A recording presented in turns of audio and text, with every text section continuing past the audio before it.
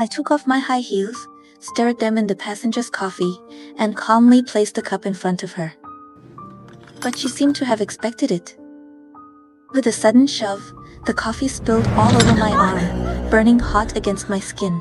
I dared not show the slightest displeasure, because she was a princess. She had just divorced the Prince of Thailand, and her mood was at rock bottom.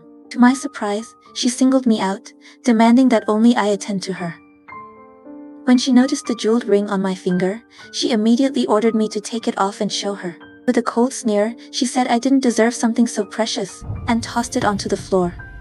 As I bent down to pick it up, her gilded stiletto heel pressed down hard, trapping it beneath. Later, during the meal, she began tormenting me again.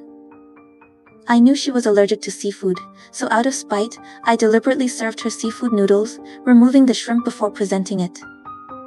But after only a few bites, she started coughing violently as if choking panic struck me. I was suddenly more worried than angry. When she went to the restroom, I noticed several photos left on her seat. What I saw froze my blood. There were pictures of me with my heart pounded furiously, a powerful sense of danger rising inside of me. I wanted to leave at once, but she stood blocking my path, her eyes bloodshot and fierce, as if she would tear me apart. Terrified, I ran for my life. At last, the plane landed. I thought the nightmare was finally over. But before I could leave the airport, news broke. The princess had suddenly died. Her body was to be flown back to the Middle East immediately, and I was named to escort it. A royal command. There was no way to refuse, and so I found myself in the same cabin with the princess's corpse.